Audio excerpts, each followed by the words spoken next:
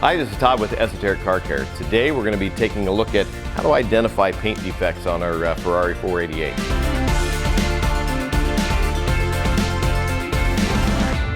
Okay, this is the second video in the series specializing in Ferraris, and what we have here is a 488 that is slightly used. On this one, what are we looking for? It's a Ferrari. We've worked on an awful lot of them. We've seen them. We know the history of these vehicles. We know what to expect. It probably still has all those factory defects in it, unless somebody has got it corrected from the beginning. Plus, it's got any kind of defects or flaws that may have happened afterwards. The previous owner, whoever cared for it, whatever work that was done on it. So when we're looking at this, like I said in my previous video, I can line up 10 brand new 488s. And I can tell you where to look, and I can tell you what you're going to find in each of those areas. I know that any of the plastic areas, the bumpers, the lower area down here with the rockers, rear bumper, those are going to be the worst. Why? They've got sanding marks everywhere. Most people may get their Ferrari and look at it and say, oh yeah, no, it looks great. My car doesn't have any of those problems. Yes, it does. You know, we've got our handy dandy inspection LED light here. You can use a lot of different lighting sources. Don't just try to look outside in the sun, because you actually don't see everything out in the sun. You get in here in a shop environment, we have our fluorescents, we've got halogens, we've got LEDs, we've got a lot of different light sources. We know where to look for them, we know how to look for them. So even if you think your Ferrari looks fantastic, it's far from its potential. A lot of people make a mistake and think, well, you get up that high in price in cars, the paint should be perfect. It's not the case in the least bit. Matter of fact, your lesser expensive cars that are just going down a production line and they don't get handled much, they look better. The more hand-built a car is, the better the chances that they're going to need some work to make it better. We know that we're going to look at this and we're going to find sanding marks. So knowing that it's used, it's one of the first things that I'm going to look at. I'm going to go there and I'm going to see if it's there. If it's there, this has not been worked on by a proper detailer after it came in. If it has been fixed, good. We've got less work to do, but chances are there's other things in the paint. I found just what I was expecting. You know, go in the back bumper, you find all kinds of sanding marks. Then what you find is holograms or a different kind of swirls you're going to find in the paint that the factory put in when they tried to use a rotary buffer with a wool pad. They don't get rid of the sanding marks, which is what they're trying to do, plus they leave a lot of other things in it from the polishing process. It's not supposed to look like that. Proper paint polishing does not leave any kind of marks. It's just pure reflections in it. Then we're going to look at the rest of the painted surfaces. Do we have any kind of holograms in it for where they polished on it? We're looking for regular, everyday swirls. We're looking for light scratches. I can tell if this person has wiped the car down a lot at car shows and things. People make the mistake, they have one microfiber towel that's usually sitting in the trunk. It's dirty, it's been used a million times, and they're using some kind of quick detailer to wipe it down. All you're doing in your process of getting rid of dust is scratching up the car. Carbon fiber. Carbon fiber is absolutely beautiful when they accent a car. They can be used to provide a lot of very nice contrast. You should be able to look in that carbon fiber and see nothing but pure reflections, and you should be able to see the fine little strands in the carbon fiber. The reality is the only time that you're going to achieve that is when it's fully polished out. I've looked at the carbon fiber on this and it looks like every other carbon fiber I've ever seen. It is far from its potential. It has a hazy look to it. It's been polished out improperly, leaving a lot of haze and swirls and holograms in it. So we know we can go in there and fix that. This one has paint protection film on it. Somebody else had applied it. I'm going to look at a couple of things. I'm going to look at the quality of the install. I'm looking at the quality of the film. Unfortunately on this one, they both fall a little bit short. There's a big difference in paint protection film. You get the stuff that's at the high end of the market, and the clarity is the best. You take a car like this and you spend thousands of dollars polishing it out, and you put a paint protection film on it that can detract from it, you're really losing. You go with a higher quality paint protection film with a high level of clarity, and it should be very, very hard to see. We have close to a $4,000 gauge that we can put on film and on paint and on carbon fiber, and we can measure the clarity. It's not a subjective thing that we're talking about here. So we know exactly the quality of it. And then the install, we look at the edges, how much stuff is tucked in. This one, not a lot of stuff was tucked in. We always go through the effort of tucking things in as much as we possibly can. And you can tell somebody was a waxer on this car. You look at all the little exposed edges on the front end, down across here, there's a lot of white wax built up in it. Just looks bad. So we know that that's going to have to come off. Another thing we'll look at, this one has had a vinyl wrap put on the roof. It is black. This stuff is soft. You think about scratches, it gets scratches. This is in very, very bad shape. So we get with a customer on it to discuss his options. Does he want to pull it and then just show the true color here, or does he want to have it replaced? Another, if you look at this car, it's been lowered. It's got some great big HRE wheels on it. It's been lowered.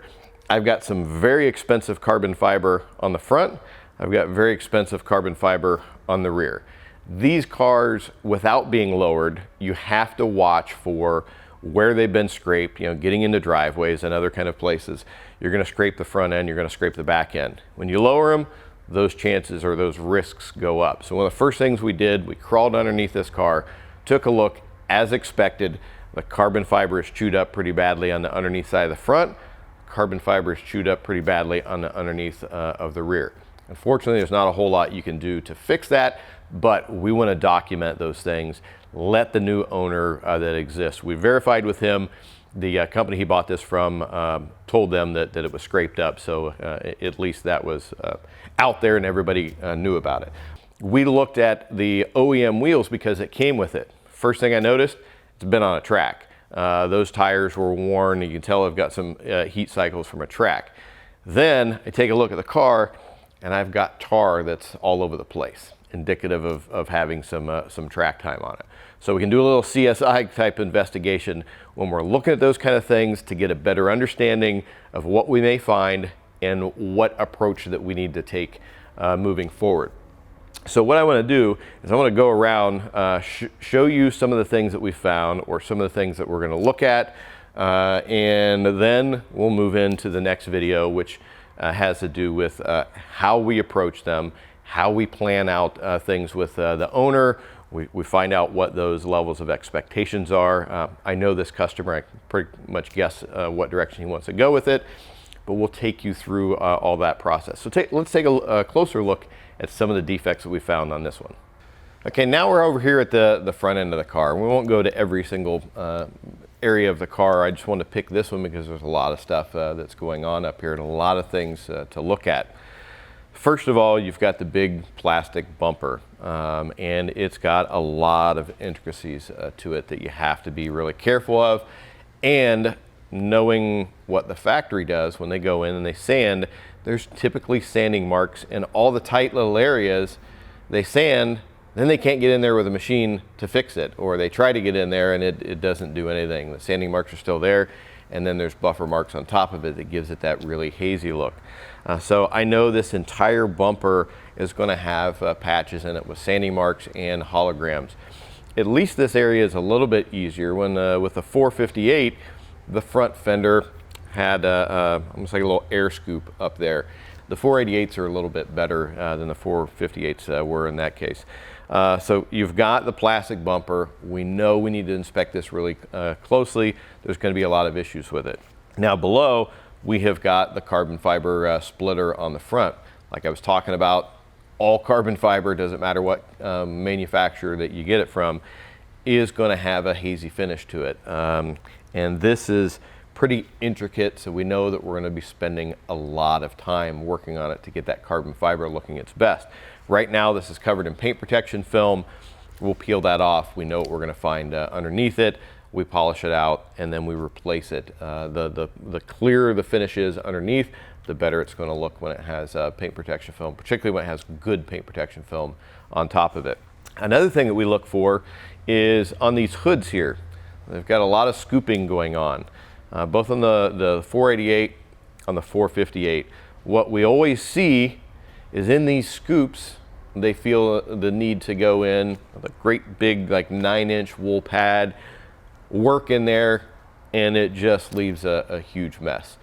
Some cars are worse than others, but we pretty much see it on every single one of it. So we know we've got a bit of paint correction that we're going to have to do in there through the whole hood, but we know in those scoops that they're always rough. When we're looking at this front end, it's kind of the same as looking at the other areas. We're breaking it down, we're compartmentalizing every little area, every nuance, every body panel, every contour that we have, and we're looking at it very, very closely to find out what we're dealing with, because we may have some things in areas that we simply can't get everything out, or it's a little bit too dangerous in that area. If we know the edges have been thin through sanding efforts at the factory, we only want to go so far on there, because we don't know, even if we've got measuring equipment, which we do for measuring paint thicknesses, we really don't know just how aggressive that they got on it. So I would rather think about this car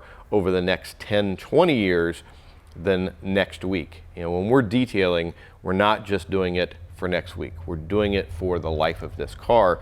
We're trying to combine what's best for the long-term durability. You know, only polish so much material off of here, and what's best for the customer. Most of the time, if we go to a customer and say, hey, on this one, we're going to be able to get rid of, say, 95 to 98% of the defects. There's some in some areas we just don't want to get too aggressive with.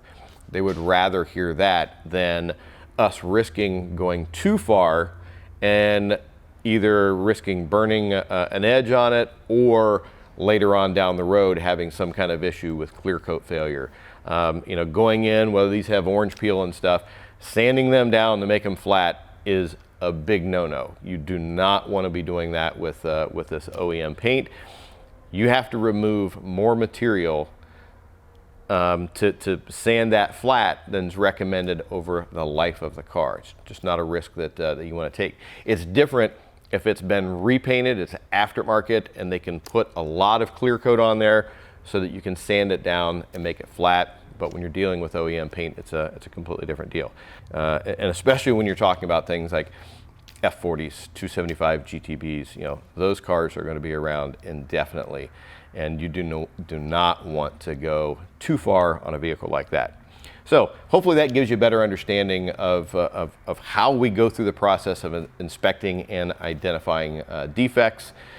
So stick with us. We're going to go through more videos talking about the game plan that we come up with a customer, meeting expectations, what their wants and needs are, and based off of our recommendations. Then after those series of videos, we'll get into the actual work itself. So you can see what we're seeing, and you can learn more about our thought process when we decide what to do to get rid of a specific kind of defects. So appreciate you hanging out. Make sure and catch the next video in the series, and then subscribe and watch from there, because we're going to have a lot of fun with this 488. It's going to be a lot of great information that we're going to provide, whether you're a detailer, do-it-yourself person, or owner of one of these esoteric automobiles yourself. So thanks for hanging out. We'll catch you on the next video. For Esoteric Car Care, I'm Todd Cooprider. Thanks, and we'll see you again next time.